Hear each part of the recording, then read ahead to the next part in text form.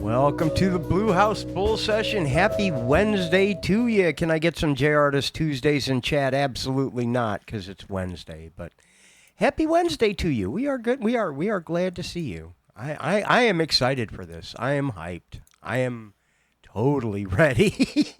I am prepared.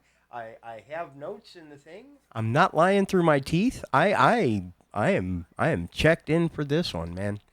Today has not been just a massive catastrophe. Although I will say I got to go out to lunch with my very best friend in the whole wide world, and thank you for helping me run some errands today, Fuzzy. We had a very enlightening talk over breakfast at Bob Evans today, and breakfast was at about 1 p.m., but, it's breakfast for us. It's the food we ate. What do you guys think of breakfast food? I'm a breakfast person. If you take me to a place that has breakfast, that's what I'm gonna get.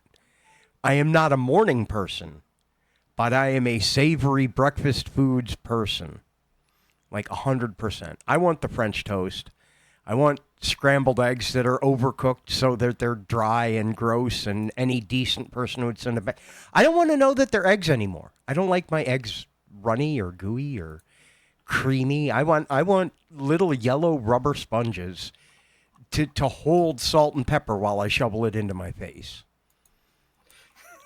The eggs are for structure, maybe texture. I don't know. Breakfast is a comfort food to me.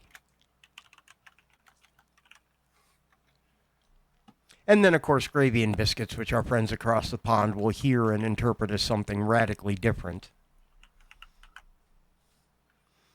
Do they call Cookie Monster Biscuit Monster? I heard John Oliver make that joke once on a promotional thing, but do they call Cookie Monster Biscuit Monster over there?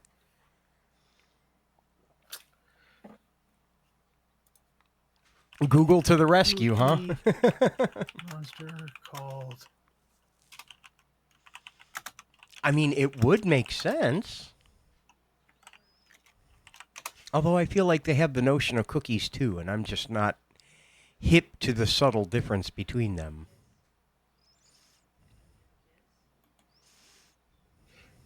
There is a Muppet called Biscuit Monster, but he is the cousin. He's the British cousin of Cookie Monster. Kind of like all the different Grouches. No, just like all the different Big Birds. Yeah. Because, did you know this? They localize Sesame Street per the regions, and the bird is replaced with different birds local to the different regions. Yeah. Because I have seen Yellow that. Canary is a very North American thing, and like different areas. Amaya! Welcome, Amaya. Thank you for the raid. Howdy, and welcome everybody to the Blue House Bowl Session.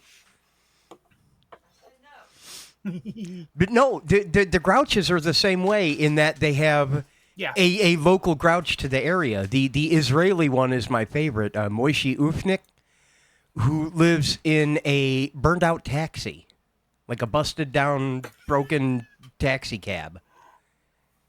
Oh, that's hilarious. He in one of the specials he had his own recipe for ufganyot, which are like Grouch donuts. It's really neat. It's really neat to see like the Grouches from all the other cultures too. See, I knew I liked Sesame Street. It's all about representation there. I'm here for it. That's what I want. That's what I want. Show me something that matters to me, and show someone else something that matters to them. Let us combine them. Let us have pieces of each of them. But, like you said, you're not going to find a big yellow canary everywhere in the world. But show the vibrant tropical. What's the Brazilian big bird? I've seen it's like neon blue. You know the one I'm talking about, though. No, I thought Brazil was the red one. See, now I got to go look. Here we go. Big Bird Family. It's here somewhere. Big Bird's International Family. Oh, yeah.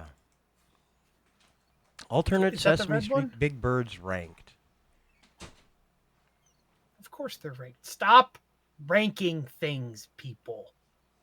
For the love of God, not everything needs to be a tier list. Good evening to you, Connor. Happy to see you.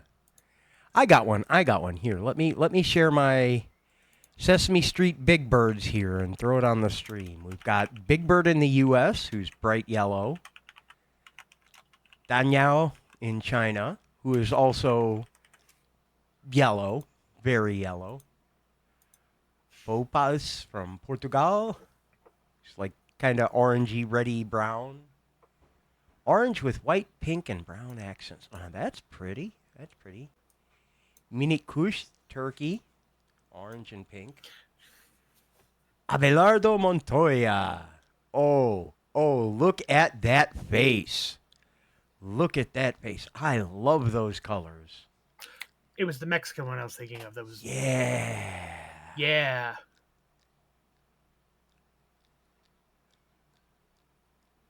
Who else we got? Pino from the Netherlands. There's the blue one. There's the blue one.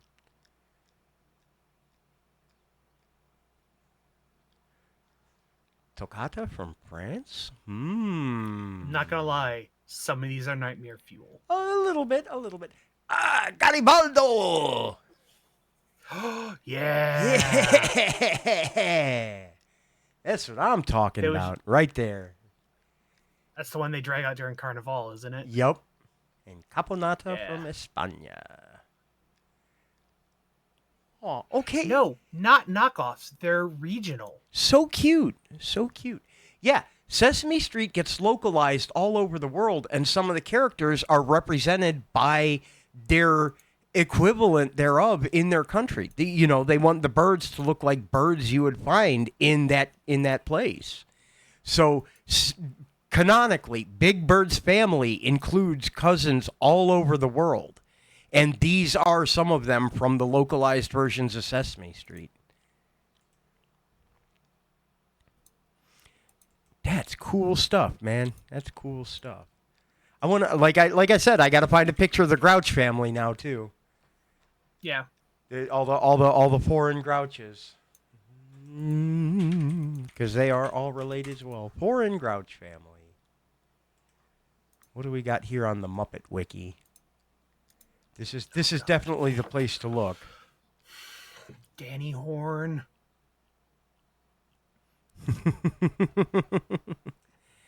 Here we go. Grouches from the Muppet Wiki. I'll pop that up on the thing. Grangetta Irvine. Osvaldo El Groñón. That would probably Mexico, right? Goose Orman. Wow, no. Itzhak Perlmutt. Grouches from around the world. Bodok, Ferraro. Grouchella from Sesame Strasse in Sweden. Gugu from Villa Sesamo. Godosa. Kepu, Kirpik. Mordecus. Yuska and Moshe Ufnik. Yep, there we are. Rumpel and Super Grouch from Sesame Strasse. Look at all them Grouches, man.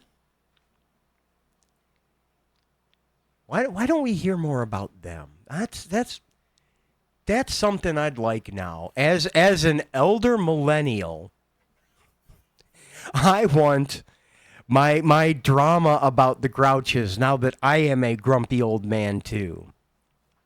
You know, with that classic sense of Sesame Street wonder, but maybe not the same level of innocence because the world is a terrible and gross place now. You know, go ahead and show me. I'm okay with that. I'm opting into it now.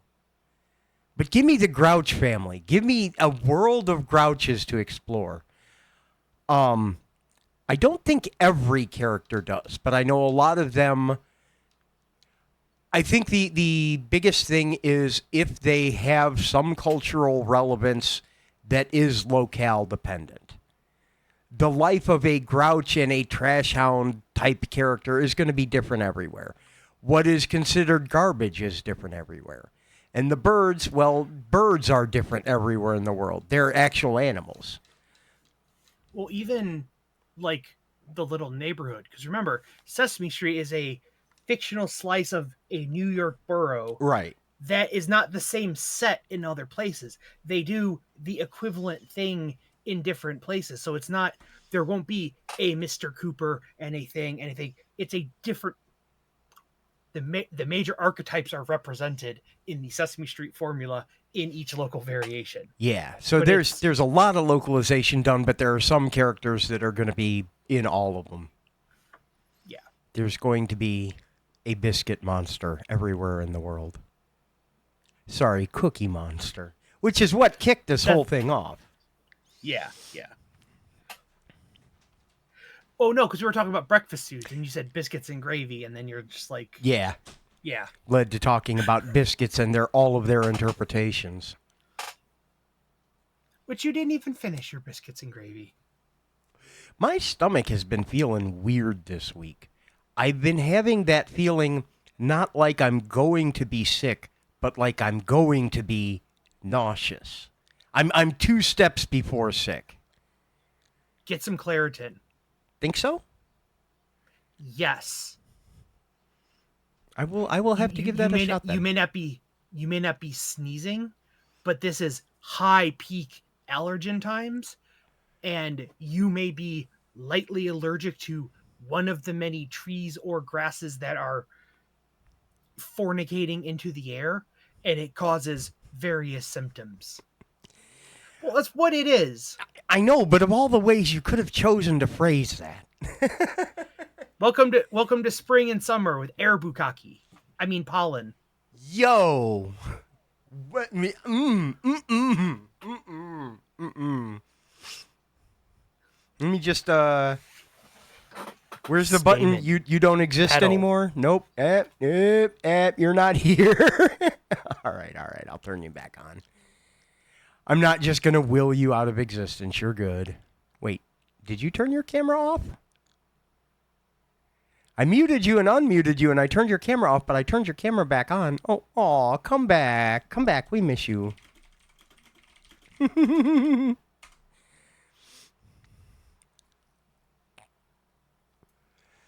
Apparently, I have to turn them back on. Interesting. You can turn them off, but I have to click to turn them back on. I understand. I very much do understand that. Still weird, though. Something they announced at the Twitch patch notes last week that's not coming out right away, but is coming soon, is you'll be able to have an open door. And like when we're having the show, if somebody wants to join in, rather than like coordinate, like, okay, get them all ready and and all set up and like give them a link and like if like randomly Connor wants to just join the call as calling out because he's on the screen. Yeah. But like says like they can literally, it's like knock and you hear a knocking sound and you can click approve and join the call. Just like they can opt in to join a call without having to like coordinate it all. So you could have like taking a caller on a radio show, basically. Yeah. Like they can call in, but because it's a stream together hangout thing, like they're going with like a whole knock thing. That is cool as heck. I like that. That's going to be really neat. Clancy was saying something about having like office hours and stuff. Oh, now that's cool. So if you wanted to jump on and ask a question. See, that's what we need to do on the Hergel Discord. Or on the Hergel channel. Hold open dev office hours. You want to come yell at us about a game? Come do it in front of a crowd. I like that. Yeah, keep your eyes open there because we're going to be streaming stuff there. We are. I swear it. I mean it this time. And this time I'm serious. Especially since,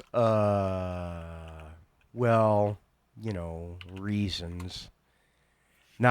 Not necessarily going to accidentally call attention to the fact that we... Yep, that's the right one. Yeah. Not accidentally going to call attention to the fact that I may have secretly soft launched the preview version of Let's Cafe. I told you about... You can raise your eyebrows all you want. I told you this point blank. Did you get approval from the security committee to release it? I absolutely did not. I screwed up big time with that. But you know what? I did it anyway. Point is, if you do want to check out what's been going on, I can put a little link here. So if you just want to try a preview version, and it is a super early build, it is PC only, it is definitely not mobile friendly whatsoever. But if you happen to be sitting at your computer and want to, you watched us play enough of it. But if you want to play yourself, maybe give it a little look, And because it is an early preview, it will remain in a state of flux, and it will have continual and constant updates. Watching the NASA launch from a few days ago, noticed they were using Red Hat. Got me curious if you or Uber Fuzzy ever worked with Red Hat, and what is it like? It's not a bad distribution of Linux, but it is a distribution of Linux, and a lot of them are very interchangeable.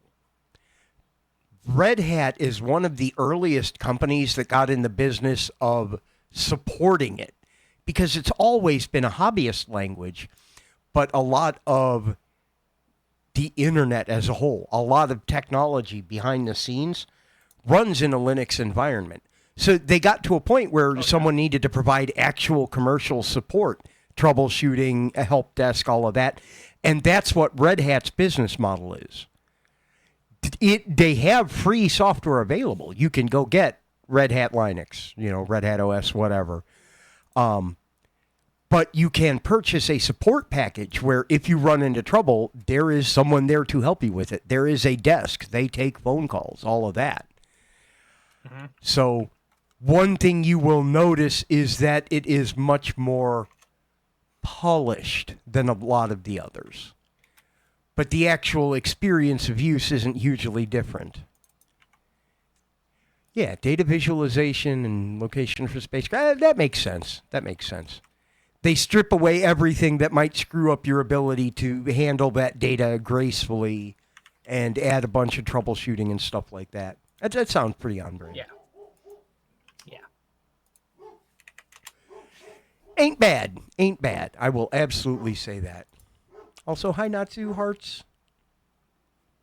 Are you going to go play cafe game? Natsu, I need to talk to you about something. I'm going to message you later. It is related to the cafe game. I'm going to slide into your DMs all sneaky like later. Yeah, actually, I've been playing a whole bunch of it. I lost the window. Oh no, your window went away. I made the mistake of opening something that I lost the active Twitch window. The Zeldathon team has been meeting and having serious discussions.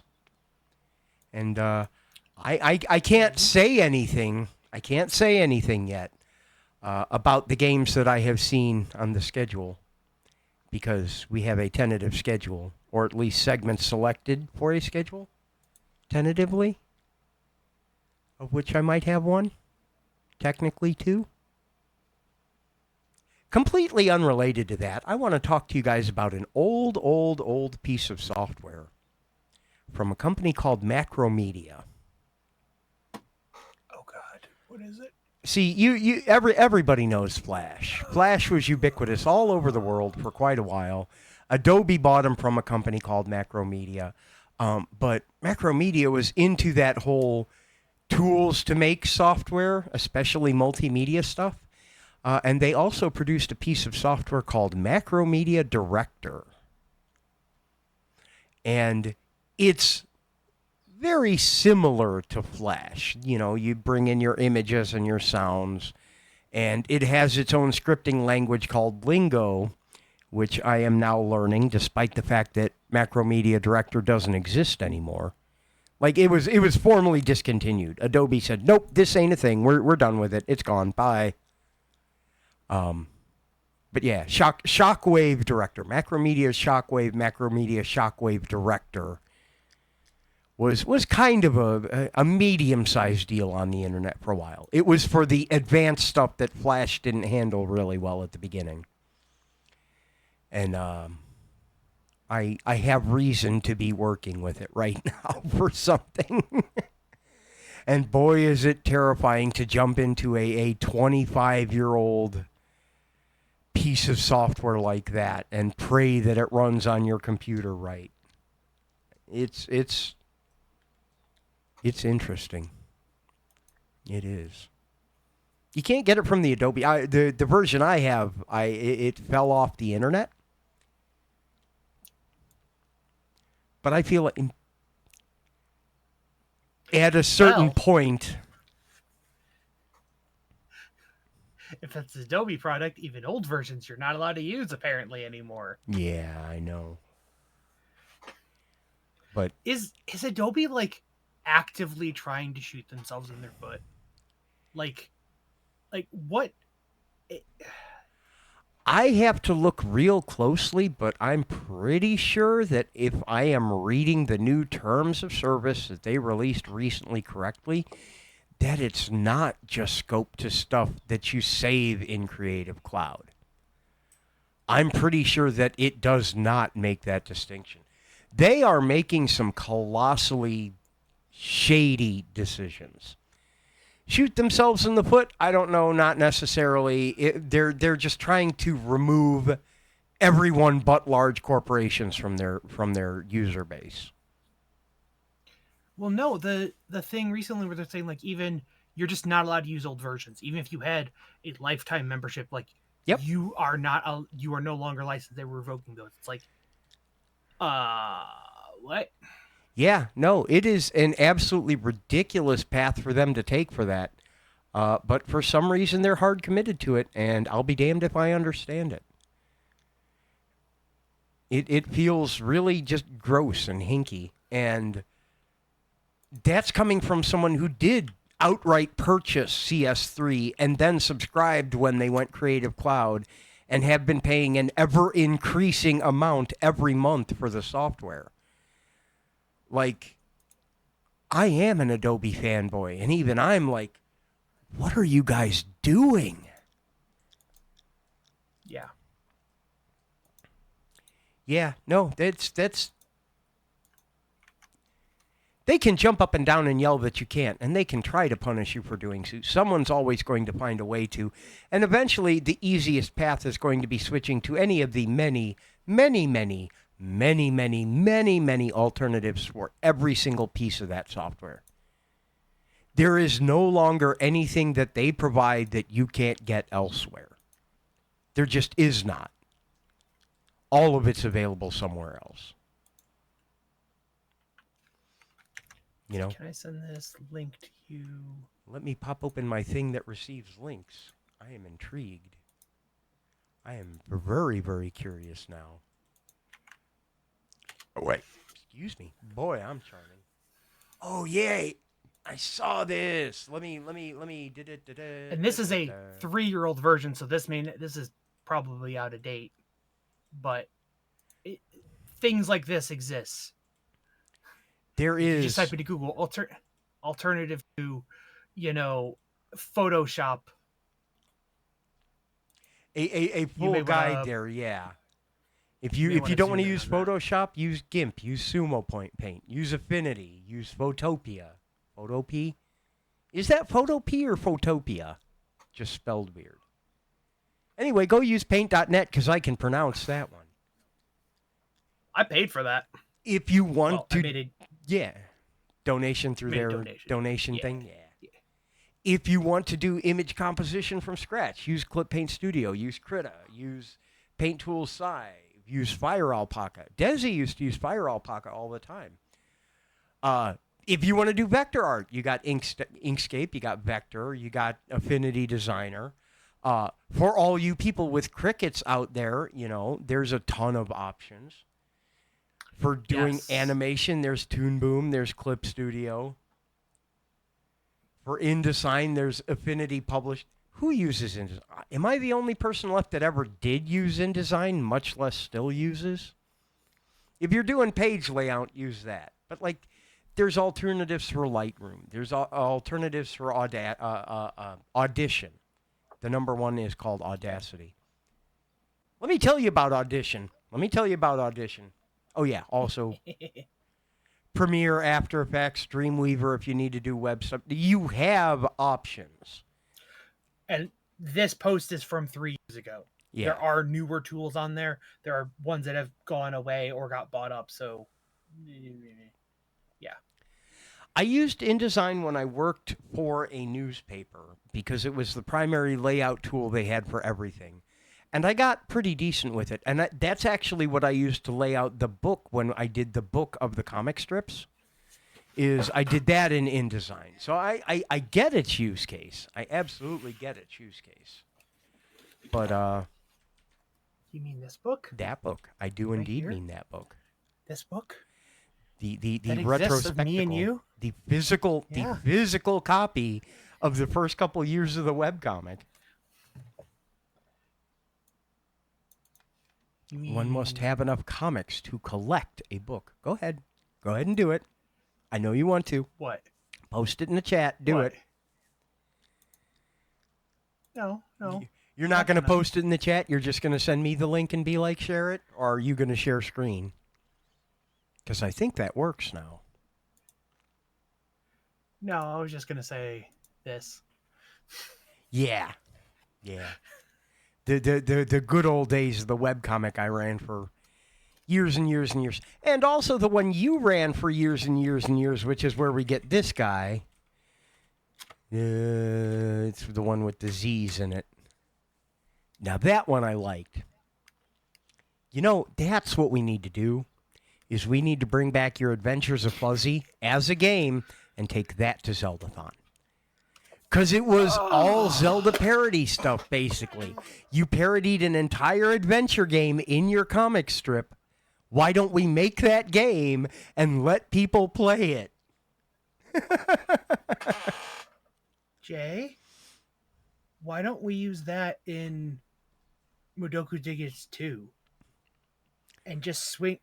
I have all my old assets from, I don't know where the hell I got them, but we could draw new ones. Yeah. But have it just like an open, free swing in front of you, kind of like how Desolate Realms is just like arbitrary gun, screw arms. It's just in direction, just Yeah. two. Legend of Zelda twin stick shooter. I'm down for it. I mean, that's just Binding Move of with Isaac. one and Binding of Isaac, but it's Legend of Zelda. So Legend of Zelda, except guns.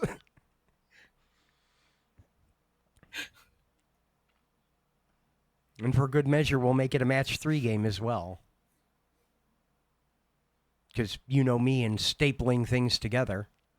I made this pigeon rat. It's already a Sudoku game. Unless you enter your name as Jiggy, in which it turns into colors. Yes. We just load a different asset sheet and replace the sprite sheet that has the numbers on it with colors and shapes. Something to appeal to his unique take on things. Yeah, I can't wait until we actually finish the Mudoku's Digits sequel, and I am totally going to sick him on that one and be like, look, I saw you beat it before, and I did one that doesn't have any numbers in it, just for you. Yeah. And we'll make him go all the way through it. Well, something we should definitely think about doing going forward is actually building like a difficulty slider. Yeah. You know, and more, you know, if it's a Sudoku game, more digits pre-filled in or something, you know, Yeah. versus like a crazy night Sudoku, you know, that's on hard mode, you know, kind of like that. Yeah. I dig. But even like the cafe game, you can change the length of the day. If you want an easier, less stressful game, set the length of the day at like 15 minutes. You can get a lot of money. There's more time per, you know, per order. It's less stressful. You know, if you play a 3-minute day, it's real stressful. You gotta get those customers in as fast as possible. The time they wait before they get angry and leave is a lot shorter. Well, I really hope those are tied together. I don't think they are right now. You also pitched another difficulty idea that I really like, that I want to talk to you more about, and I don't want to add too much, because I know we were talking about scope. We spent significant time talking about scope creep and feature creep. But this is an idea that I like enough that I would be comfortable adding it to one, is the switch in difficulty modes. One of them is you can only purchase recipes, but you don't have to match them to the grid pattern. And the other one is you can discover recipes, but the grid pattern matters. So they're shapeless recipes. Right. To go back to Minecraft roots, there's literally a flag in the for standardized format that recipes are stored to, for it's shapeless. Whether or not you actually have to put bun thing in the middle or just anywhere. Well, I mean more in a global sense. You pick at the beginning whether or not it matters. If you pick it doesn't matter, just put all the ingredients in, you can't accidentally discover a recipe. But you buy them, they're available every day. If you opt into the game mode where it is exploration mode, you don't have to buy them, you can discover them, but you have to do it in the grid, not just the ingredient pile. So that you get to pick which way you prefer to play. And I think that's a good balance if you are aware of what that means. Like we can show that in the options in the new game screen or whatever, but that lets you decide whether or not you are going to be more experimental. I want to buy things and try and guess at recipes, or you just want to make things as fast as you can at the expense of literal money, in-game money, but not like a microtransaction currency. No. Maybe eventually, not right away. At least though, I just want people cafe bucks. I think we do that. Yeah, we do that. We don't do channel points, but we do bits for cafe bucks. Bits and subs. Why don't we detect the... Oh, because there's no universal... Because those show up as chat messages, yeah. Yeah, we need to fix that. We need to move that to event sub, and because Twerple and chat's dumb. We do. But that's right up there with one of the other issues we have, which is the sign-in thing, which, because you brought it up, that sign-in thing, as opposed to just type in your username, is going to be necessary to get ban lists. Yes. Because I know we were talking about, we don't want banned people to be able to grief you in the game if they're banned from your chat or your channel, or from our website, since you don't have to be in the chat to do it. Well, it's also whether or not somebody has an offensive name, right, and you ban them, and then you don't want that name showing up. Right. There's also not a good way. Well, we'll discuss this in detail, but like, there's a lot of it falls under the weird ways of like user generated content. And with Twitch, the name can be potentially offensive, yeah, but not break the Twitch TOS, or offensive to you. And we need a way to, like, not dismiss the customer, right, because that will affect your rating. But like, all we'd have to do is really put a name, a cancel button, just like on the order, next to the Twitch name. Yeah. And you could just boop and hide that, and it just temporarily or permanently adds that to a no. If we your name put is now them on your that name list, is now silenced. Can we make them disappear in a little puff of smoke? If you cancel the customer, can we make them disappear in a puff of smoke? Not the customer, just the name. Just hide the name. Leave the rest of it. Okay. I can see that. Yeah. That would work. Yeah. Because the creature doesn't matter. The orders are still valid. Right on. Yeah. But there's a lot of... I come from a background with user-generated content, and I'm always paranoid about where usernames will show up on a first basis, because it's easy to create a new account with any name with extra digits at the end and get past filters until admins come and squash it. I've been adjusting all my Twitch alerts and stuff like that, and on gift subs, I do not show the gifted name. Because you can anonymously gift. I could go in anonymously right now and gift a sub to your channel to a offensive name, and it would show up in your alerts that so and so gifted an anonymous sub to bad username. Yeah. And there's no way to report that. there's no way unless you like grab the timestamp and send it to Twitch and they can maybe do some work if they feel like figuring out. But there's no way to say, hey, this transaction, just click it, report it, it sends the transaction ID, and they can figure out from there. They have to do a bunch of work. You have to do a bunch of work. It's not nice. So what a lot of people were suggesting is ones where anonymous gifted to a random name, do not show the name Yeah. because it's too easy to harass, gift bomb a person. And that's shitty. Yeah. There's no other way to put it. That really is. That's Yeah. gross. And I can see Mhm. people doing that and it's still just gross. I don't. And there's people out there with that kind of disposable money and time. Man, people make me sad sometimes. I'm glad that we, as a general rule, are lucky enough that we've cultivated good people in our lives. But sometimes it does take my guard down about the fact that there are so many crappy people out there.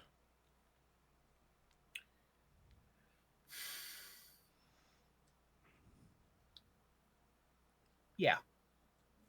Which is why whenever I'm out and I try to be nice to random people, Right. I will I will if I see somebody trying to get out of a gas station and they're trying to make a weird left that's like hard to see across or something, I will stop a couple cars back to create a gap. Yeah, hold for 'em. Even if I'm running late, even if I'm holding up people behind me to create that gap to let them out because I know I've been on that other side. Yeah. And I have even if I'm having a shitty day, I will do that nice thing for that person because yeah, my bad day should not affect your day. Right. And I know you're in a bad situation at that very moment. I can't do anything to fix my day, probably, or I wouldn't be having a bad day, but I can do something nice for another person that has no benefit to me. I appreciate you so much for that too. I hope you know that. The cat just launched herself into the window from the piano. I'm looking to see if the lights are on. Am I making noise? Nope. Okay, we good. At least I assume I'm not. Can we put some aluminum foil up there? On the piano? No, on the windowsill. That'll make. They won't want to be in the window then. I like having them in the window. They like looking Oh. outside. I just need to get a better ramp than the piano up to the window. I don't mind them in the window. Jason, you own the home. We can attach things to the walls. You do raise a very valid point there. I can just put a ladder up there.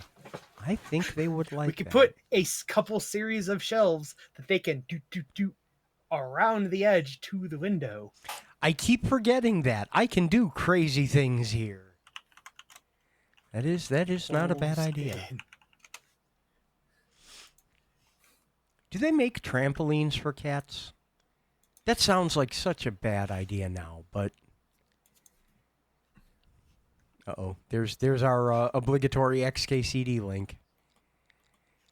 Yeah. I own a building. I could drill a hole in that wall over there.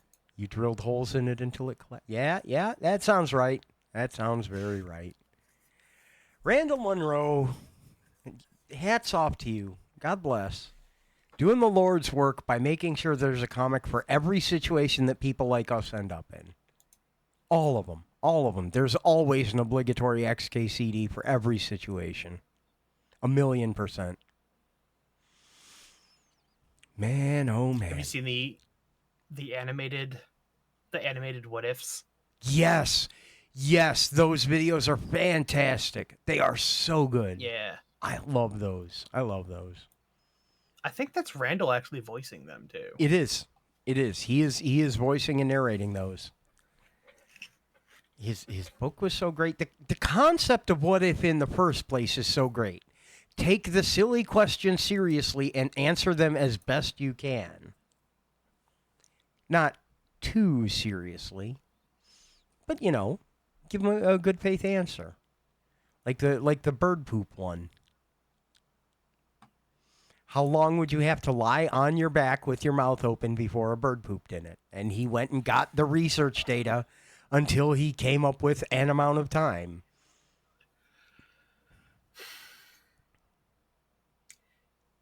See, this is why if Mythbusters had lasted just a little bit longer into like the internet age, Yeah.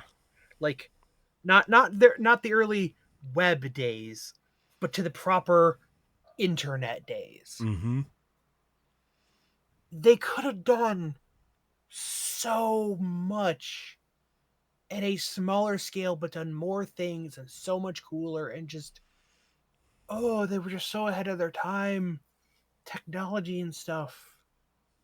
Adam Savage does his tested videos and stuff on YouTube and build stuff, but he also does Q&A streams with his not patrons, but whatever the YouTube Yeah. group, The audience, whatever. whatever his paid community is, and then they chop it up and they pick the best ones and then they stream that. And somebody asked them like, it if the technology today with slow mo and GoPros and drones had been around then, how much different would it have been? And he's like, oh, like GoPros were hundreds of dollars. Like we had them, but they were hundreds of dollars, and the footage wasn't that great. And Yeah. now it's like they're $100 and they're 4K, and we would have hundreds of them just dotted all over the place for 1,000 angles to pick from the edits, and slow mo would just be everywhere all the time, and not like, okay, we can record exactly 6 seconds and it takes 1,700 zettabytes of data, and that's the only shot we get today. And now it's just like the slow mo guys, just like some dudes have these cameras, Yeah. and We just happen to have a couple of them sitting around. We're going to film everything we can in slow motion. It would be a radically different show. the drone shots alone. Yeah. The drone shots alone, because the aerial shots would show the scope of the things. Mm-hmm. The fact that drone racing leagues, plural, exist. Think about all the Mythbusters where they're like driving down that abandoned airport thing to do a thing, and they're like, one static shot over here watching it. It's like, no, we're gonna have two different drones flying exactly with the car at all times.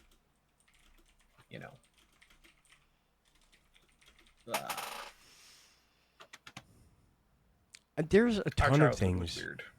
There's a ton of things I would love to see in slow motion. But they're all such dumb things. They really are. I want to see an overshaken bottle of soda in slow motion when you open it, but that's tough to capture because you have to capture just the moment where it blah, blah, blah, blah. I keep thinking one day, when I hit the lottery, one of the things on my list is I want to get access to a slow motion camera for a couple days. I don't want to buy one necessarily, although maybe. Well, how slow of motion do you want to do? Way too slow. I want to film 'Cause, something like- half a second taking 30 minutes, Well, how many frames is that? Find out how many Yeah, I frames should per second look. that it. Some of the higher end like flagship phones will do 1,000 FPS Yeah, but on where, their own, like a phone. where am I going to get a fancy phone? Well, I'm saying though, like for that level of price and portability, if Yeah. all you want is pretty damn fast slow motion, you Yeah. can do that on a phone. Fair. If you need 10,000, 50,000 of it, yeah, you need actual camera equipment. And yeah, you can get those, but realistically, try it with that first. Fair. Now I need to do some research into that stuff. Now you're making it feel like it's within my reach, and that's a scary thing in a good way. Well, even just a couple years ago, to do good slow motion, it was the Phantom cameras that were Yeah. prices with commas and 5 digits. It was a $50,000 camera to start basic for the cheap ones, and it was many thousands of dollars above that, and now it's like you could go rent one for 100, for $500 a day or something, Yeah. probably with a many $1,000 deposit or collateral, blah blah. But like, if you only need it for one day, you can just get that, or you could lease one, or you could buy one, or you could, and they're not that expensive now. The high end ones, the insane ones that do 100,000 frames per second, are still that expensive. But it's the way all technology slides down the hill. Yeah. What do you actually need? I think that's my problem is I don't know what I need. And in my mind, anything I could need is still at that high end of the curve, but it really isn't when you get right down to it. I may have to do some homework and decide what I want. I want to do more YouTube stuff in general. That would be a thing I could do. Dumb things in slow motion. Not interesting things, just really dumb things. You know? I want to throw a jello jiggler at a whiteboard in slow motion. I'm sure someone's done it, but I haven't.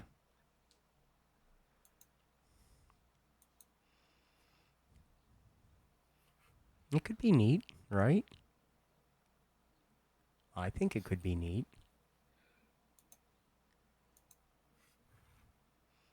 There's so much stuff I also want to do for YouTube videos in general. I still want to make one of those like polyrhythm music whatevers that everybody else is doing, all the cool kids. Manufactured audio video experiences. Yeah. Yeah. Yeah. Now I have a term for it. Ooh, now I have a name. Now I have words I can Google. That's so much of making stuff with a computer is finding the right words to Google. You can learn to do anything if you know what it is called specifically. Yeah. In some of the interviews I've been on recently, they'll ask me questions like that. It's like, do you know? It's like, no, but we live in a world between, like, I am very good at Googling.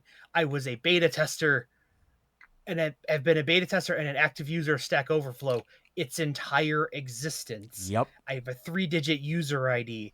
I know how to Google and find answers and find things. I am a couple hundred milligrams of caffeine away from knowing anything. Yep. Yep. Do you need me to be a fair to moderate expert on MSQL by tomorrow? Tomorrow is pushing it. Come back next week and I could probably, teach a class on it. Yeah. Yeah. How fast can I stand it up? How fast can I Google? Above and beyond which, like, realistically, no job in a knowledge field, at least, expects you to be a productive contributor day one. No one expects you to hit the ground running. Oh, yeah. Like, development jobs, knowledge management, all of that stuff, the investment's like 9 months before they see any return on your salary. Documented. At my previous unnamed position, the minimum of any usefulness we could assign you junior grade stuff that we would expect you to was 6 months. Yeah. But part of that was because IT would always take the physical onboarding time of getting all your accounts set up was atrociously not mismanaged, but it was a clusterfuck straight up. Yeah. Even towards the end when it was all like Okta based and everything was single sign on, that made things easier and that coalesced the chaos into less things to click, but it was still managing all of those.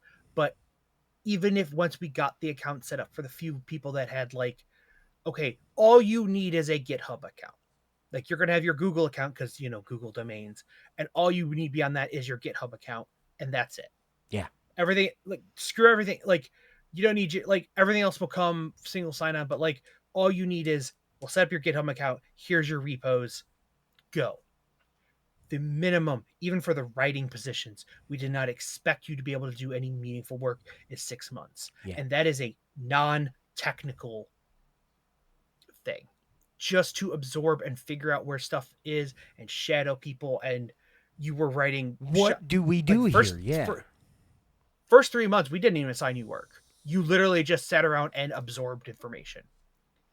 From 3 to 6, it was shadow time on everything. You rode sidecar on every single ticket, and all you had to do was ask questions why. Yeah. But you And came, because there was that structure, you came out of it with the knowledge of how things worked. we used to tell people, they would read the onboard guides like, oh, I have a question. It's like, no. If you get stuck anywhere, ask a question. Because that's any little bump that we haven't polished down, and we're going to fix that for the next person. Yeah. Any problem you have will be one less problem for the next person. Right. But it was so infrequently we hired people for my team. It was like 2 years in between we hired some new people that we hadn't run those onboarding steps in so long that was like, no, it's okay if you screw up. It's not you. The instructions are bad because we haven't had to do it. Yep. If you did anything, one of the people we hired, he was pretty tech savvy on his own. So he's like, oh, I had a problem, but I felt like, no. You had a problem and you did something that wasn't written down. Go add it to the document. Yep. Even if it's a footnote that says, if you happen to hit this error, here's how I solved it. Because that knowledge is going to be useful to somebody else in the future. See, that's something I did privately but have not shared yet.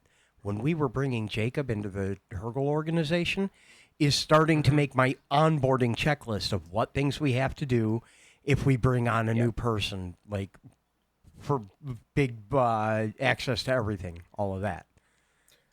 Because a lot of those accounts, it was just me, you, and Matt, and you added those accounts to, added admins or whatever, added users as you were creating them. Yeah. And now you got to remember, well, where do we have to add those? Mm-hmm. If they need access to Google Analytics, you have to explicitly add them to this property. But do they need access to both of them? Yes. Well, you have to add it over here too. Well, which email do you add? Add it'll be in this type of format, so it goes to that email, or it's this other. You need this ad number. Like, write that stuff down because it's going to be so infrequently that we add people like that. Right. Absolutely. As we start to work with more outside contributors, creative producers. Yeah. For art and content and things that we know other people can do better. Yeah. You can make some art. We know other people can make art better. Yeah. And then there's less time you're doing two different things. That's the other thing is I would be real careful with that phrasing. I can make images.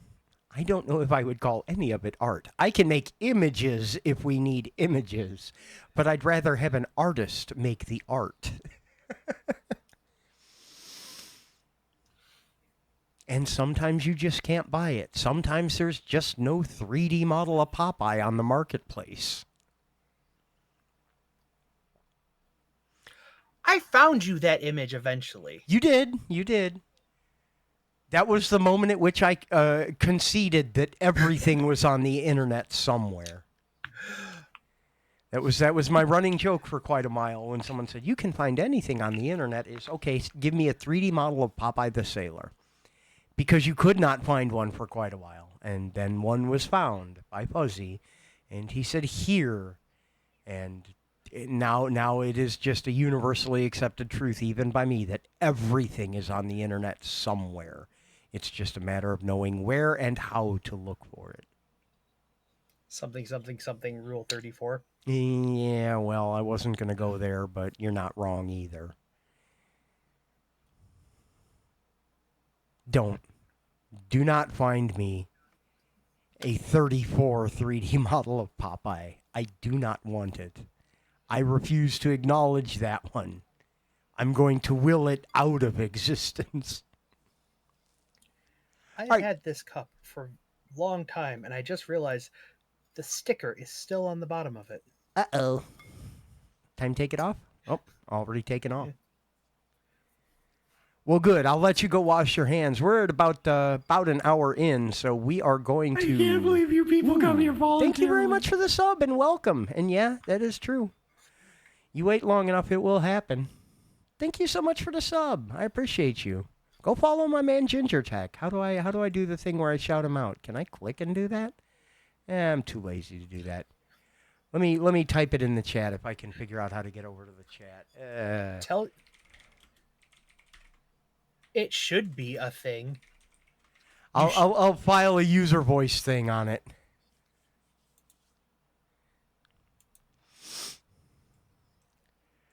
But yeah, go follow my man Ginger Tech.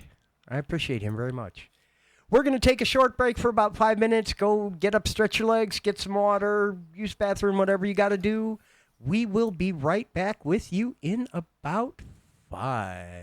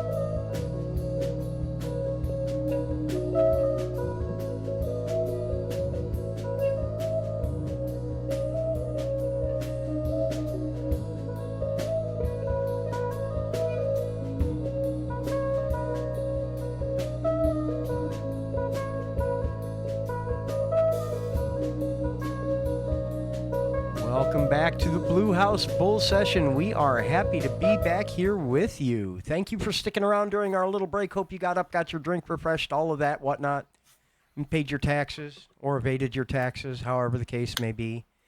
Pet the cat, fed the cat, ate the cat. I don't know. But anyway, we're back. We're ready to get back to what we're doing here. What are we doing here? You know what we're going to do? We're going to talk about Apple. I don't know a whole lot of what happened in WDC, WWDC, www.dc. Did I send you? I sent you the calculator video. Did I send it to a place you actually watched it? I have not seen it yet. I know you sent it, but I have not seen it yet. It is okay. Apple for until now did not have a calculator app on their iPad.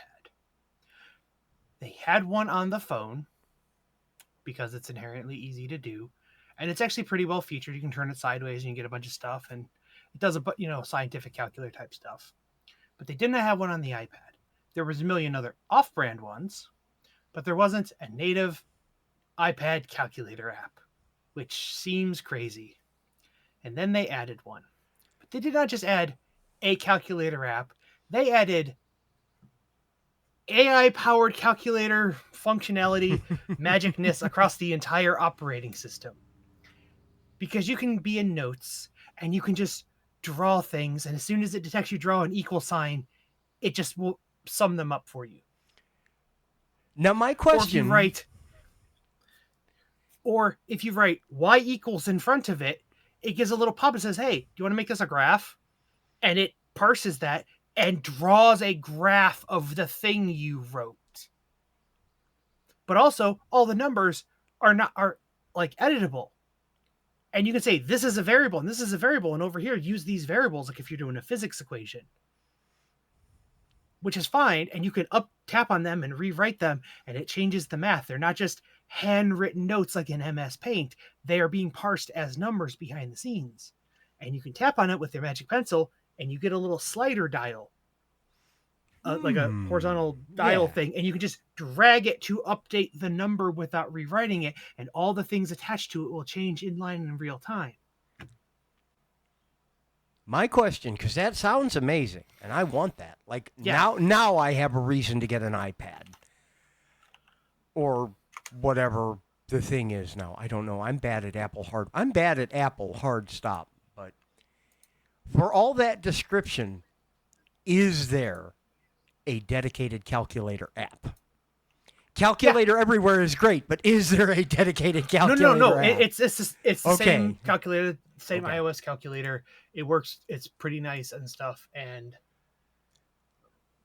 I do a lot of math on paper for game-related stuff, and it's dumb math, like when I'm trying to figure out how to random number with the bias or whatever. I've done a ton of that.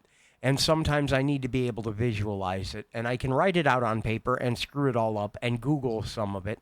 But if I could do it on the thing, on the fly, as easy as writing it, I am that target audience. That is what I need it for. Because I know there are people out there like, when am I going to need this? Because there's always people, when you say anything with math, they're like, when am I going to need this? Fuck you, you're not. If you have to ask that, you're not. I need it all the time. I do a lot. I like math. I do a lot of stuff with math. I am not a mathematician at all, but a lot of the things I do use some amount of math. People get so scared of it, too. Uh-oh.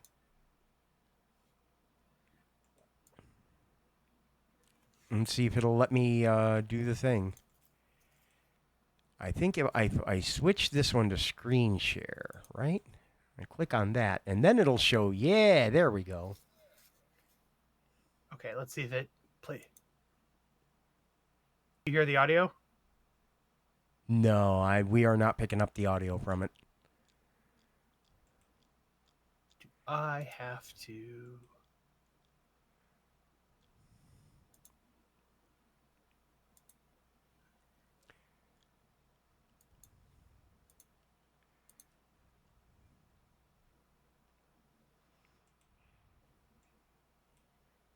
Let me see if I can turn that up a little bit. Maybe that'll make a difference.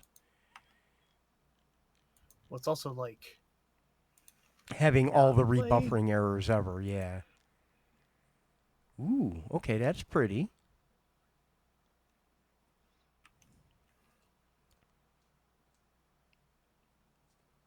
I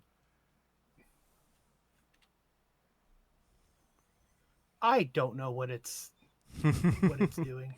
Like yesterday when the entire internet was on fire. I don't know what was going on last night, but Twitch and Discord were both having all kinds of issues yesterday, which makes me think AWS was having problems, but Yeah. so it goes. Well, I think my Twitch streams have been buffering weird like that, but yeah. Yeah. I suppose that's a problem with everyone hosting everything on AWS. One of many, many problems with everyone hosting everything on AWS. He says hosting everything he owns on AWS. Hey, look, keyboard cat. Play us off, keyboard cat. Do do do do do do do do do do do do do do do.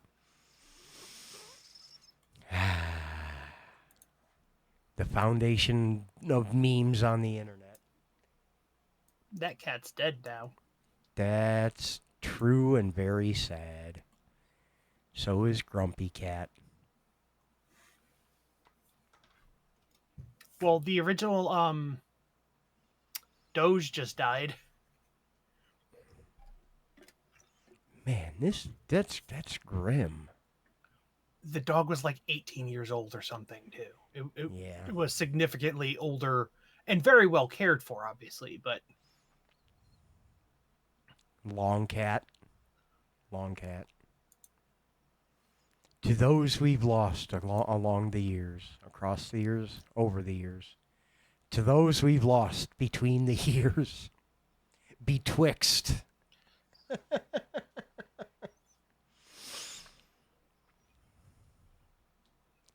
I'm trying to think. ooh. Like, in the current definition of meme, with the current understanding, what's the first one I can clearly remember? I don't even know. I remember I Can Has Cheeseburger. Well, what do you consider a meme versus just a catchy viral video? For whatever early version that was. A popular thing that everybody knew the cultural reference to. Let's go. Because that's all a meme is just, If I narrowed the definition to an image with impact text over it. Because I don't know when impact became the meme standard font, but they all use impact. What's the first image I can think of that has impact font over it? And I'm thinking I Can Has Cheeseburger.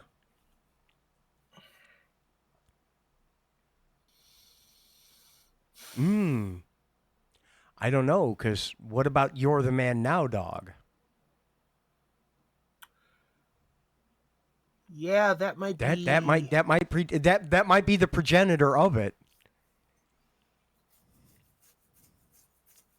Punch the keys for God's sake. Yes. what YTMND and well, that's the thing. Is it just a image meme, or is it some sort of is it an audio visual thing? Because I can think of a lot of, I don't know how old they were, but funny videos that we all culturally knew because they got played a lot, or we knew them, like the Dancing Baby. Oh yeah, yeah. Baby, Magic Missile the Darkness. I put on my Robin Wizard hat. Oh, that's fairly recent. I mean, that's a lot more recent. That's like, pyramids are a lot closer to us than, dinosaurs type thing. That's like more recent. Yeah. It's older now, but it's still. It's an older meme, but it checks out. Interesting. Which is another meme in and of itself. Yes, but the origin of that came from Star Wars, and that was 1955. Okay, maybe not that far back, but we had to use the word dickety because the Kaiser stole our word 20. We're there. bringing- We talk entirely in pop culture references. We are there as a society. Jason, Shaka when the walls fell. Suddenly, that entire society. Darmok and Jalad Tanakra. I saw multiple people's TED Talks about this. They're like, oh, the moment they saw some youths just skibbitying, toileting, Yes. and it's like you're saying words and you know what each other's saying, but you're talking entirely in very hyper specific references that may be ephemeral and not known to other people because it's not even that they're unknown, they're just so ephemeral. They come and they go. Like, how are you expected to know every micromillimeter wavelength of a meme? I ain't got But- that skibbity riz. And then they're like, oh, suddenly an entire culture of Shaka when the walls fell. Yep. It makes sense. We're You're like, seeing it. Oh, they just speak in memes that we don't know Uh-huh. who these people are. Mm-hmm. Skibbity when the toilet fell. God bless. Somebody clip that, please. We need that. I need that soundbite. I think I have my new my new alert sound is skibbity when the toilet fell. That's too good. That's too good. Meme generator. Oh my goodness. I see no good coming of this, and I absolutely insist you share it with us. Do, do, do. It's so tough to predict what's going to stick around, too. Everyone's been trying forever to crack the viral code, and nobody has yet successfully that I've been able to tell. Maybe like some foreign government that makes videos like Skibbity Toilet. I don't know. It's a thing. I'm aware it's a thing. I think that's when I decided I was old. Is I discovered Skibbity Toilet was a thing, and I said to myself, I will never know this. When I owned that about myself, that was the minute I became old. And I'm comfortable with that. I'm okay with it. You know? I hit a point where I just want to quote Simpsons seasons 1 through 16 forever. I don't care about 32. Maybe a couple episodes. Well, yeah. Okay. The difference is the longer something goes on, there's more points for any one part of it to become. So how do you choose which things become a meme? Simpsons has been on for almost our entire conscious lives. Yeah. We were late single digit numbers when they came out. We were sub 10. Our brains were still gelling. Yeah. Well, no, but we were like functional school age children. We could coherently remember things. So Simpsons has always existed for us. True. Very true. Always. So there is an entire lifetime of stuff to quote from. Think about how any modern shows, they're very shorter. They're 2-3 seasons or 1 season even. How many references from Cowboy Bebop are there? There was 1 goddamn season of that. Yeah. Yeah. There was 3 seasons of 3 of Steven Universe. How many references do you see from that all over online or any animated show? Yeah. And that's only 3, Star Butterfly, Forces of Evil. Yeah, Star versus Forces of Evil. Same thing. There was only a fairly short thing, but there's a lot of references from that. Me nodding How like I do know what you- he's talking about.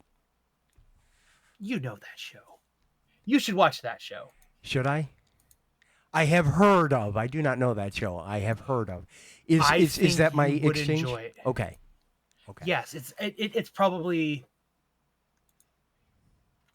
It is probably Yeah, I'll make that your homework in exchange for Steven Universe. Okay. I can do that. I can absolutely do that. But when you're talking about 3 years of something versus SpongeBob, when there's been when the walls fell. at least 10 years ish, Yeah. 10 seasons at least. How many seasons? Ziggy, how many seasons of SpongeBob are there? There were 14 seasons of SpongeBob SquarePants starting in 1999. 14. Ziggy, how many seasons of The Simpsons are there?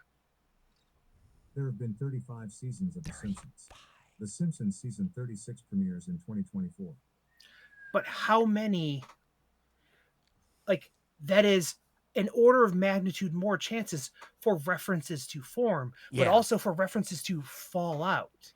Yeah, that is true. That is Because they true. get replaced, because there's only so many a current sliding window of Simpsons references that people are going to remember. You're going to remember the first ones, but then there's a rolling window of new knowledge. Yeah. When you got a shorter 3-season run of a cartoon show, there's no rolling window. The entire show stays in that window, and everything is valid from it, Yeah. beginning to end. The longer a show goes on, there's more things people remember, or they find their footing, or they just forget them or something. That's why these 7 seasons and a movie sort of just like is about where they're like, okay, the window is starting to slide out. They want to kill it before it slides out of that window. Yeah. I get that.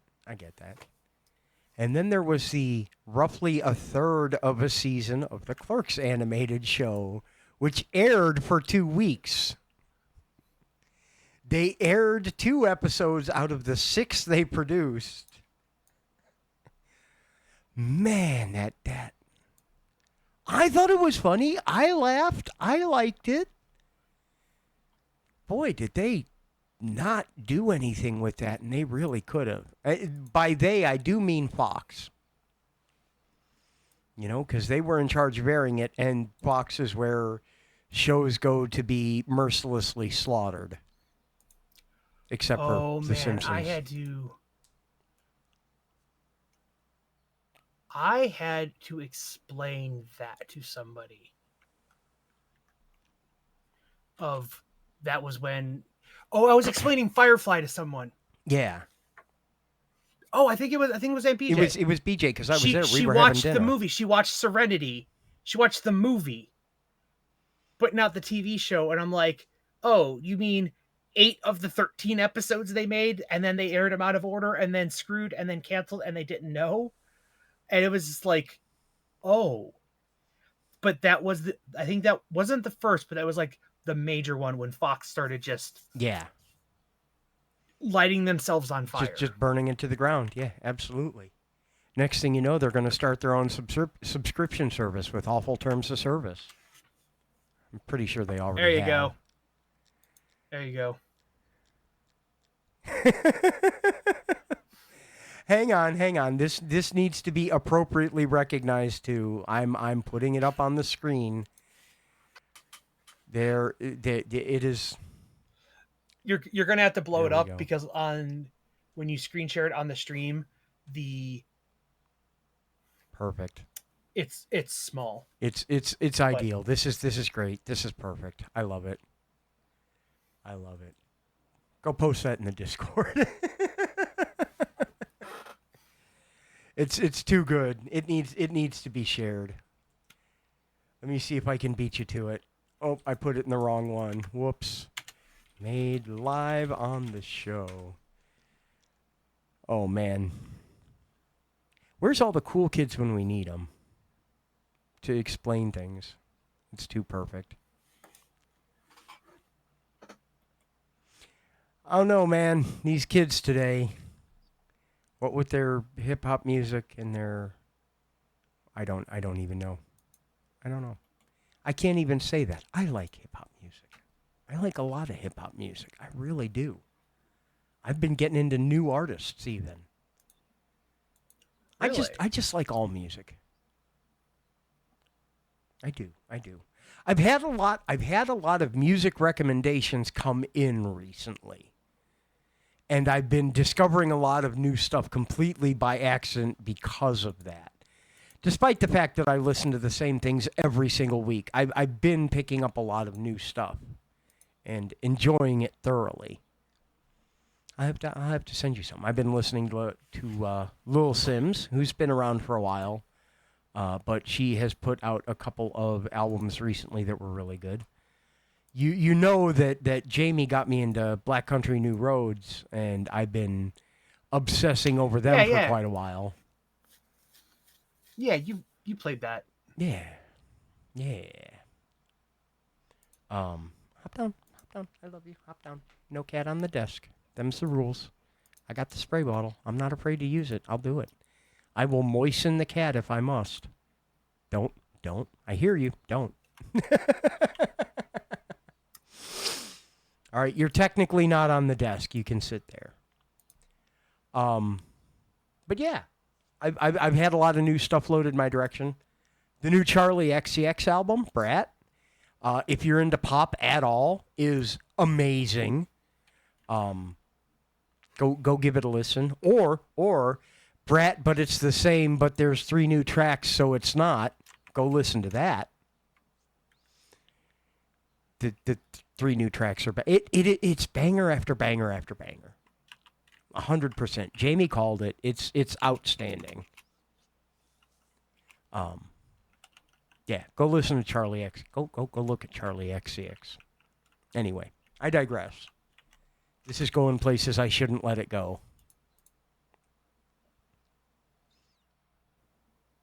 I see a face. I'm very intrigued by that face. That means you see something.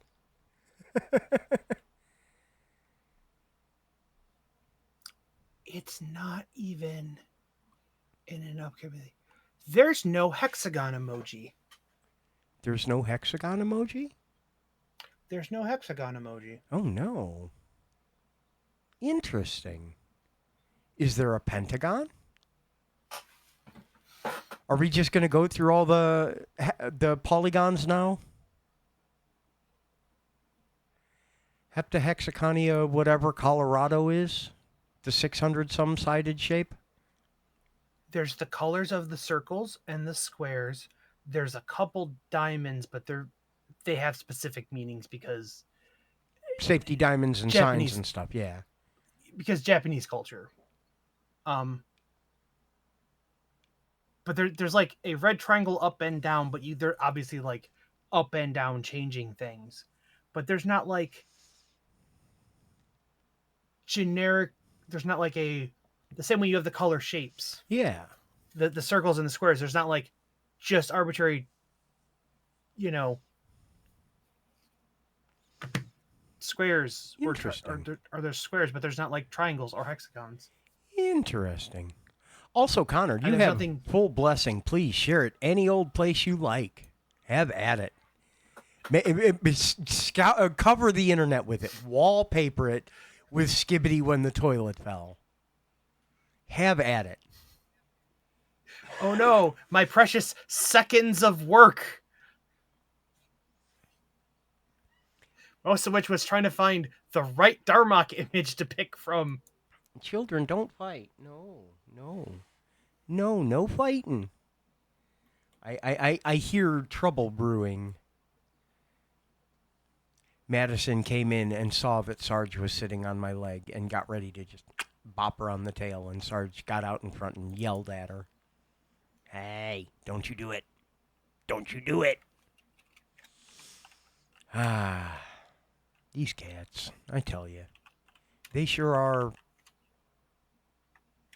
currently dry. That means they're behaving.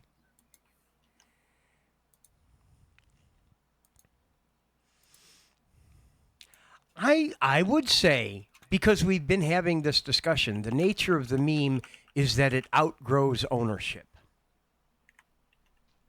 Where are you going? What are you doing? Oh, where are you going? What are you doing? River is flowing. The ponies need shoeing. from the Hobbit, the animated Hobbit? Where's Ganon? He knows that song. And Down to Goblin Town. Those are things I need to put on my song list. They really are. I should do that. You know, I've been talking about it forever, and I started making an attempt at it. I think this Friday is going to be another day of cleaning the song list. When I do music this Friday, let's go through my song list, pick off things I can't stand, add whatever I can. What do you think? How's that sound? Like fun? I hope.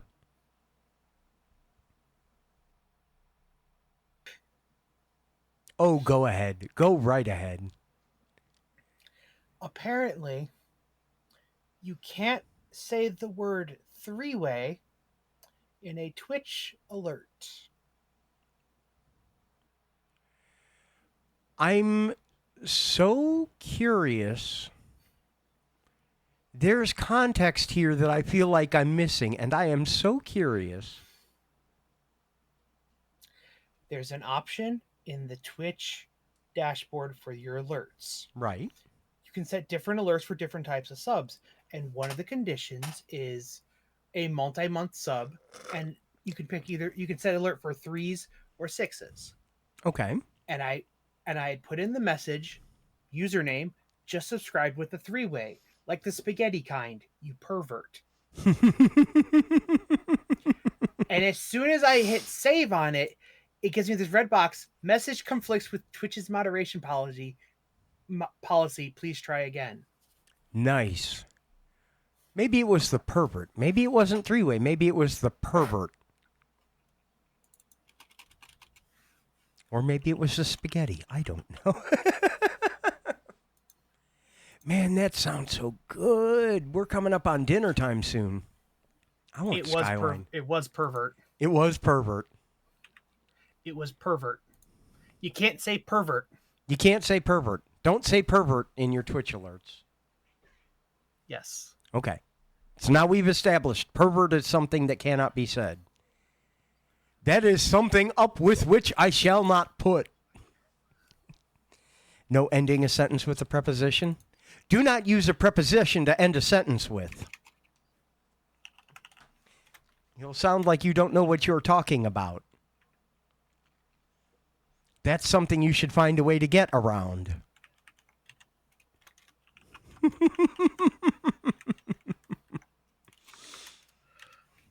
Connor's voting for the Sizzler theme. I think I could do that.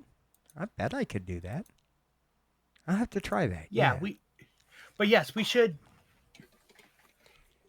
go through song list and things and pick out some new winners, throw out the songs that I put on there and don't know why.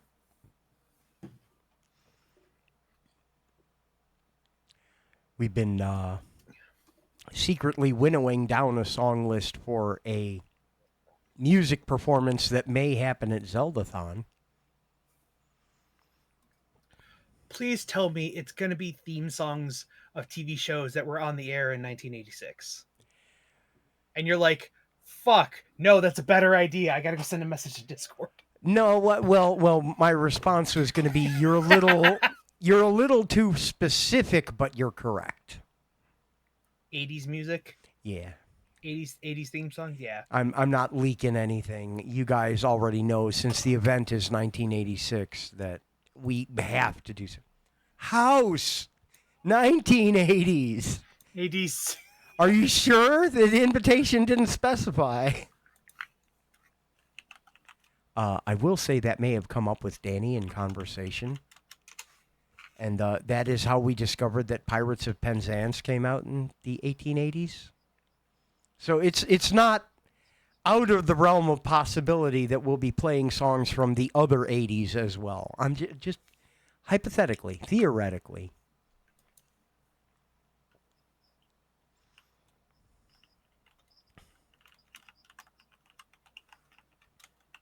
All right, Fuzzy, when I convince you to join Zeldathon. I mean, if No, I'll do it. What do you want to play? If you could do your own segment of any kind at a Zeldathon, what would you want to do? Oh, is that one of the requirements? It is not, but if you were to do a segment Oh. at Zeldathon, what would you want to do? Oh.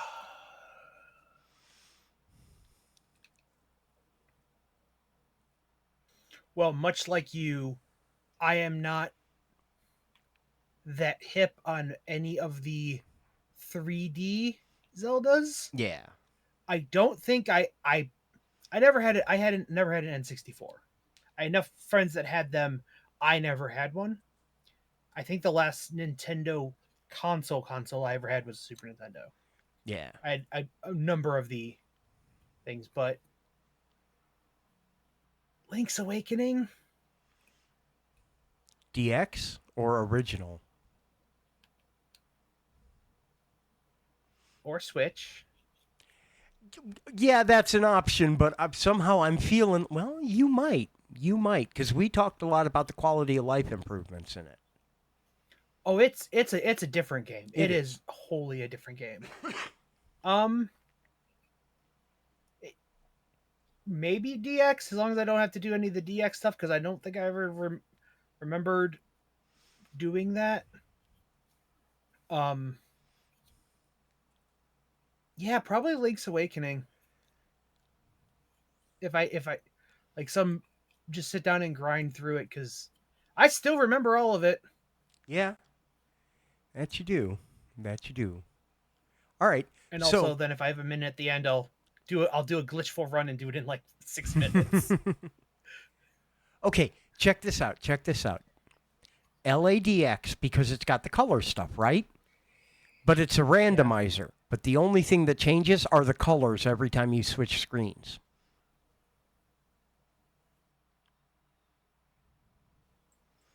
Every time you go to a screen, it just randomly shuffles the palette for the whole screen.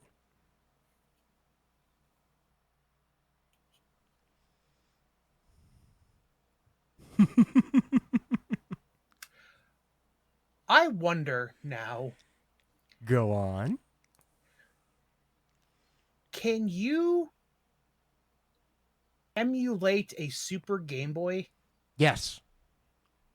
Yes, you can. Okay. Yes, you can. Because there were a very narrow window of games that did special things. Yeah. For most Game Boy things, it had some palettes that would do its best to pull it out of memory. Some of the games had special palettes baked into it if you had it on there. You know, but there were a few. I think it was all mainline things. It was like Nintendo primary games.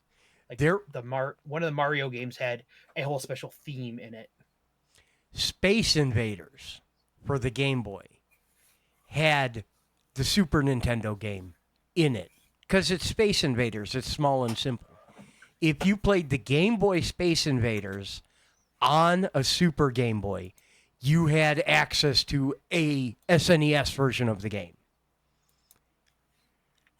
I distinctly remember that being a thing. It was like Space Invaders Deluxe or something like that. But they put an entire other system set of code on the cartridge because it was small enough behind a flag there. And that was cool. Oh, did you hear about the Rugrats game? No. Somebody just released a Rugrats platformer game, like real recently. And it's a sort of old school platformer type thing. Yeah. Except they announced that basically the game is a very fancy front end renderer skin of a very low level NES style game. Oh, man. It is just like a texture pack to it. In fact, the actual base .NES ROM is included in your Steam files. Oh, man. And if you happen to have a way to run it, you can do it, and it's the exact same game side by side. It's just in core, like NES level palettes and stuff, because it is an NES compatible ROM. Oh, man. And the game you're playing on Steam is a hyper specific pre-compiled emulator with higher with 16-bit graphics over top of it. Oh man. All right, And now it's that's just like, neat. dude, that is next level stuff. I love that. I love that. That is fantastic. I'm very curious if that's going to get added to 3D Sen, the NES emulator on Steam that does the voxel game stuff. Now that it is an option, is that going to hit their radar as something they should support? That is cool. Because you can load it onto like most of the Game Boy or like the NES, any of the handheld things that support like NES ROMs and stuff, and you can Yeah. put them on there and it just plays because it's an NES ROM. That is crafty and clever, and I love it. I love it. Man, oh man. Rugrats Adventures in Gameland. I have dabbled a little bit in making games for old hardware, and it's a mess. It is absolutely a mess, but boy, is it neat to work within a set of constraints like that.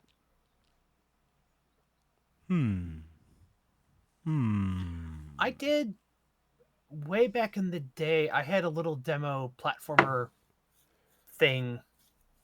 I took that little mouse that our friend Diana drew, with the little star, and I chopped out the sprite, and I had turned it into a little Mario platformer, basic, just move around the screen. But it compiled to a Game Boy ROM, and you can play it in a Game Boy emulator on your thing. But I had one of those R4 flash cart things, so I could put Game Boy ROMs on my GBA because it would do it on there. Or no, maybe I was compiling it to it like a native GPA thing, but I could play it on there.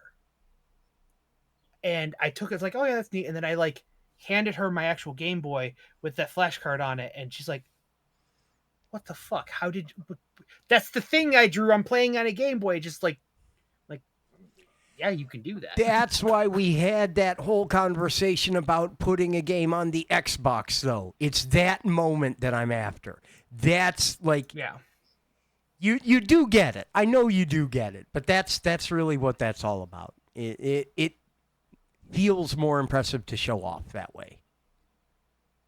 Steam is a fantastic platform for publishing games, etc., etc. The only reason I want a game on Steam is so I can send a link to someone and be like, "Hey, you should get my game on Steam."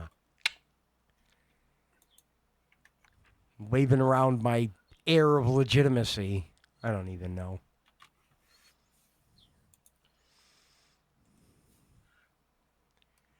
Oh, this is the reason neat.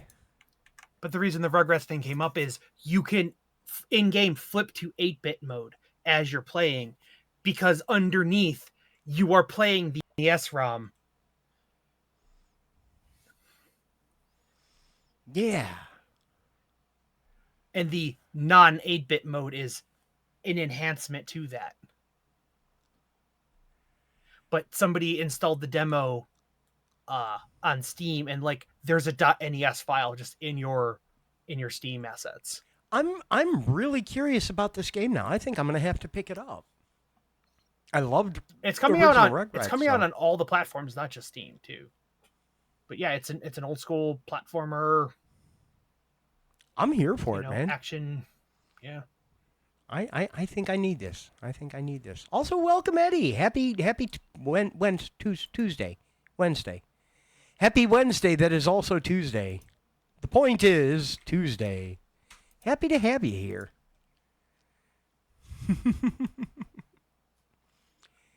Yeah, this is... Even this scene, like this specific one, I like a lot because it shows a gameplay style I like. You know what? It's one single animation. It feels like DuckTales. And I want that. I like DuckTales, the game. I went and bought the DuckTales remaster, too.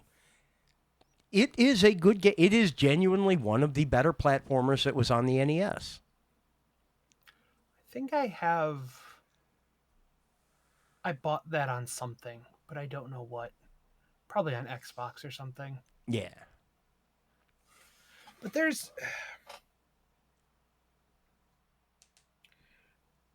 with all the games trying to be these big 4K masterpieces and 4K 20 and hyper realistic and all these ray tracing, it's like, yeah, that's all great if the game but the game content is shit. Yeah. It looks beautiful, the storyline's garbage, or there's not enough of it. Like, have you ever thought about making a good game and No, people I will haven't. play that without worrying about the graphics? Yeah. You're not making a movie. If you want to render a beautiful storyline thing and like let me buy a 60-hour cutscene, cool. That's a different type of game. I don't need 4K ray tracing stuff while I'm running through that I'm going to look at it for 2 seconds. The big issue there, in my opinion, is that we've gotten to a point where a lot of people depend on that for advertising, because unless you have a playable demo, people don't know what your game is. So they fall back on using graphics as a stand-in, because you can put a screenshot or a video on someone's screen. And if it looks amazing, you'll be intrigued because you only have looks to go on unless there's a way to try it. And a lot of times they don't want to give a chunk of the game away for free. Unlike us. We do want to give a chunk of the game away for free. We want you to try before you buy. We want you to be interested in what you play. The looks are there as part of the atmosphere, but they're to add to the game, not to replace gameplay.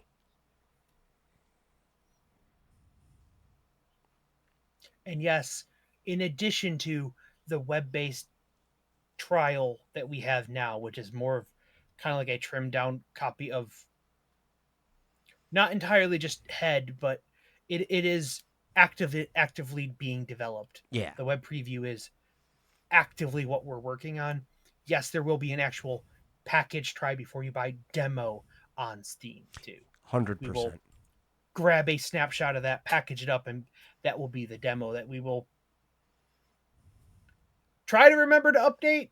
But realistically, by the time we're actually publishing it on Steam, it's going to be pretty much actually. Hopefully it won't need many done. more updates after that. Yeah. We'll be at the point Yeah. where the game is good to go.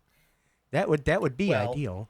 There We we go. will be updating and adding additional recipes and ingredients over time and customers and additional assets and stuff, but the game won't change that much. Yeah. You'll know what you're in for in the gameplay. You're not going to like open up Let's Cafe and all of a sudden you're playing a first-person shooter. No, that's not.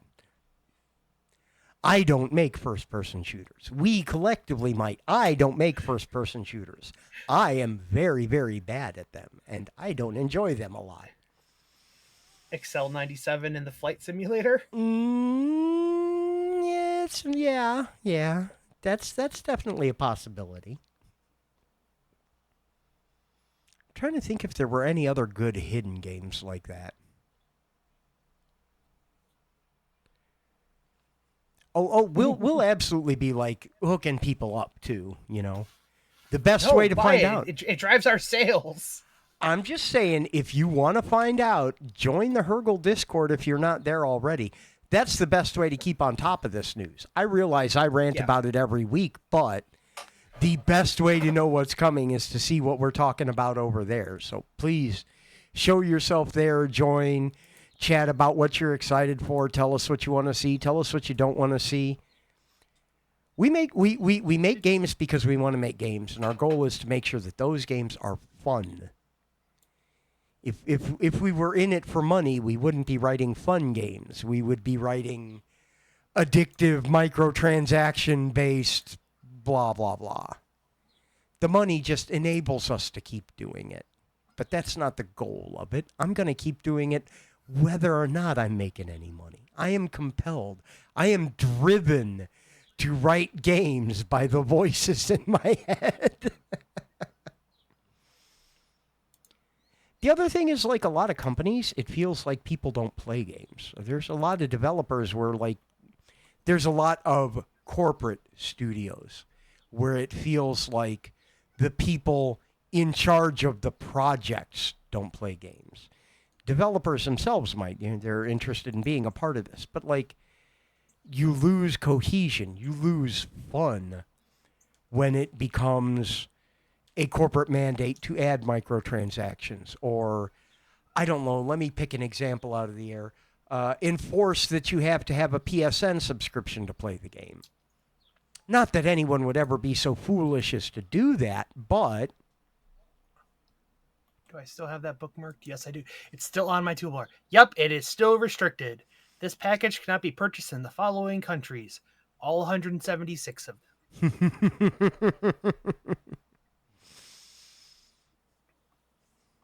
they just Just that's another one of those. They just burned it to the ground. Helldivers is one of those situations, very much so. what sucks is it wasn't just Helldivers. Yeah. Sony, not just Sony, but PlayStation Publishing, the publisher side of it, put out a number of really good games that people are still kind of playing. They had the Ghost of Tsushima like on deck. They put out the Spider-Man games. A whole bunch of those are good. Yep. The Horizon Zero Dawn West things, those were real good. And they just, so many people backlash. They're just like, no, I am just, you can go into Steam and like, do not show me one of any of this publisher's games forever.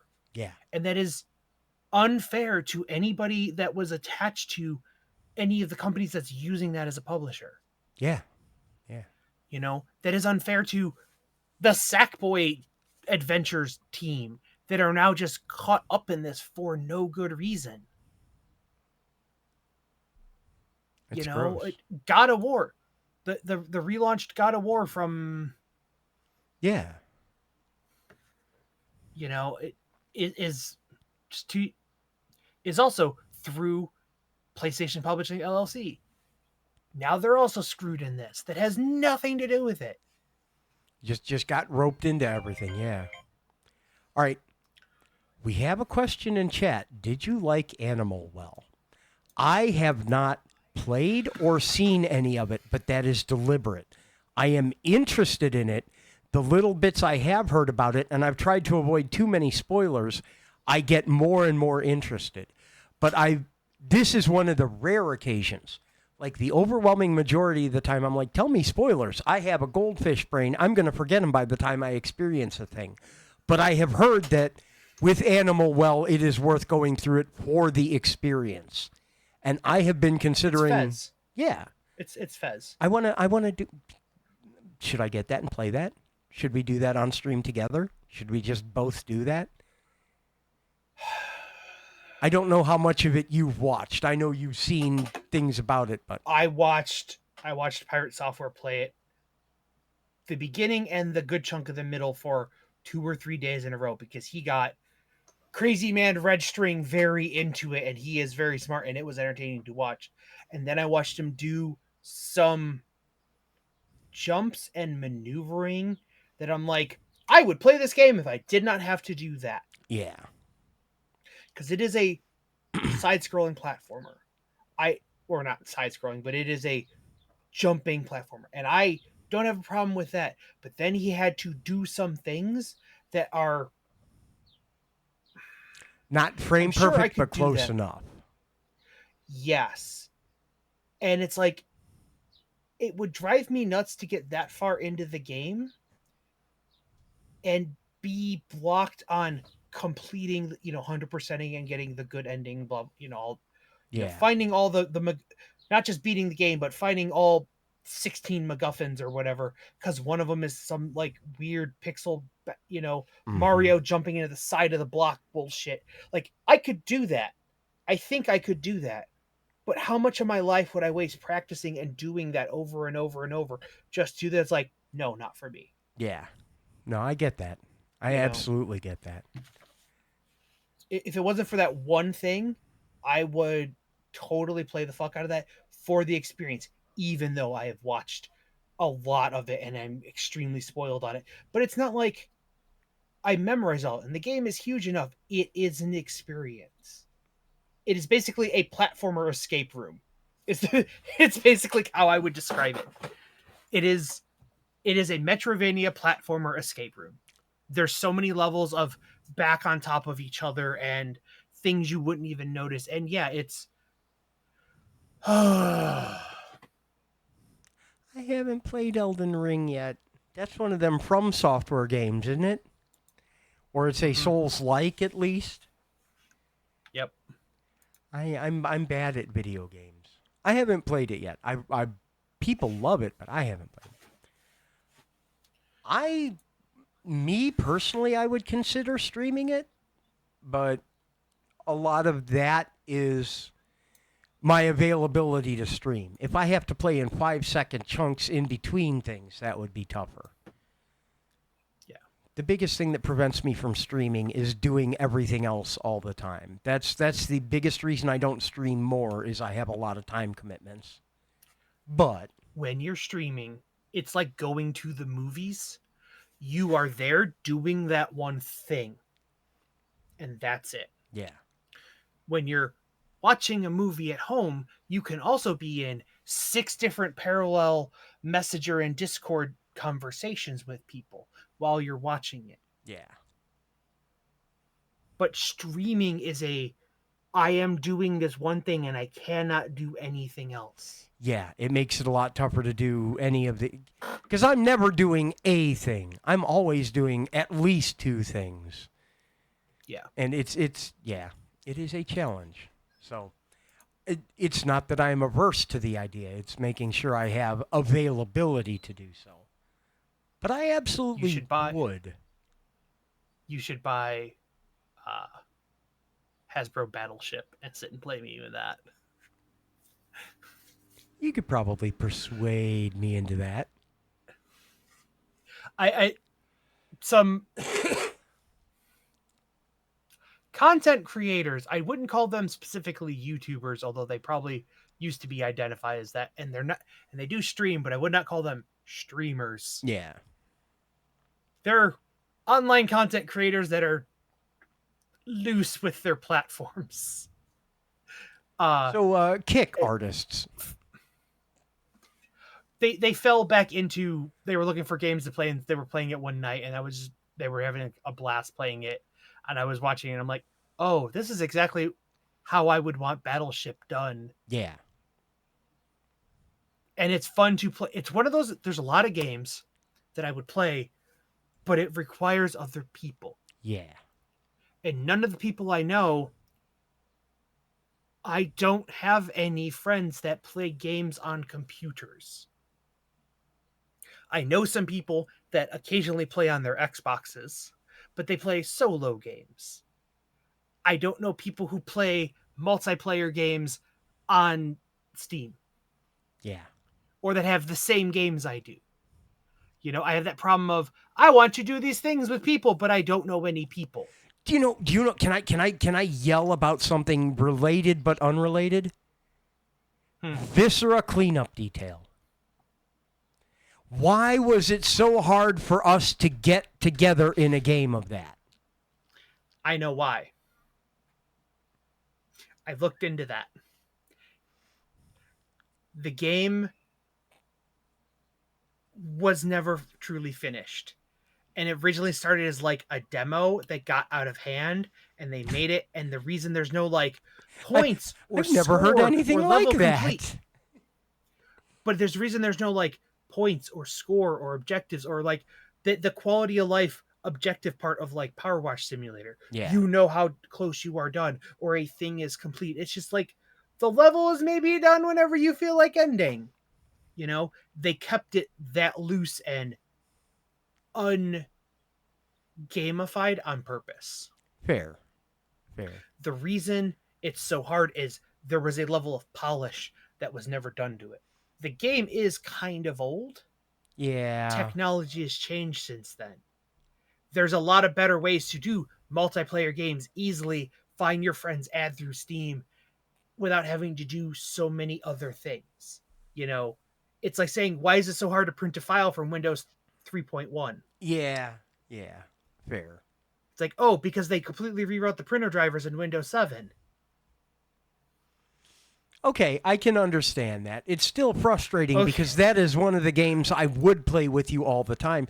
Same with Power Wash Simulator. Speaking of which, I need to go get that escape room game that you sent me. The link to the Power Washer DLC is coming.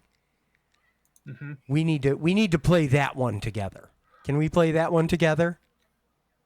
There's a couple of the packs. I think I have all the paid ones, but they were on some crazy sale. Somebody bought me the escape room. I don't know if it was you or somebody else. Somebody bought me the base game when it was on sale. That may then have I'm been like- me because I think that was at the same time that Placid Plastic Duck Simulator, because I got you that at the same time.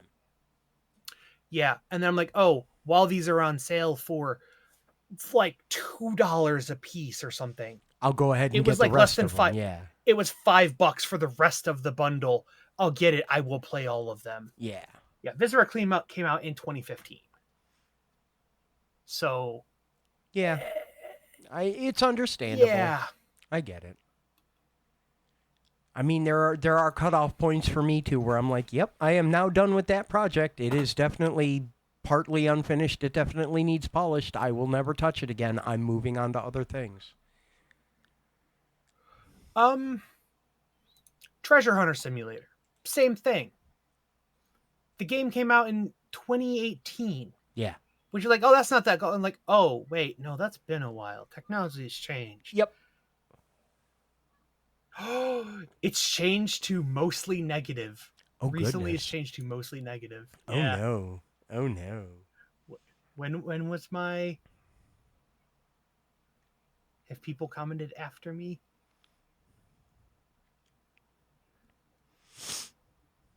I mean, I still enjoyed watching you play it, but the game itself didn't look like an enjoyable experience, if that makes any sense at all.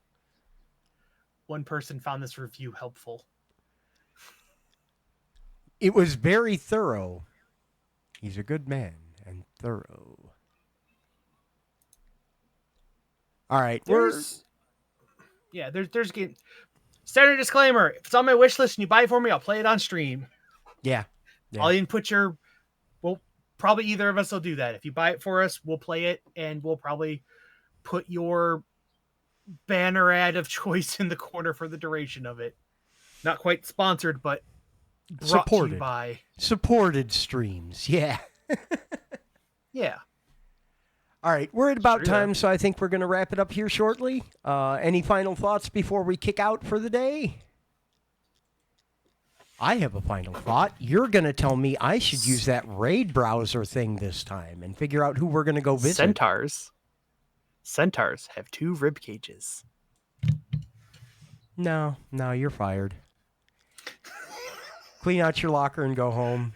Thank you guys for hanging out with us on this Blue House Bull session. We look forward to seeing you next time around. Let's see, who do we want to go shower some love on? Who am I following? Anybody I know streaming? Shall we go crash in on Red? Let's go crash in on Red. A friend of the channel, big supporter, big fan. We're going to go see Red Stephanie. Go send some love. Tell her we said hi. We will catch you guys. Red. We will catch you guys next week.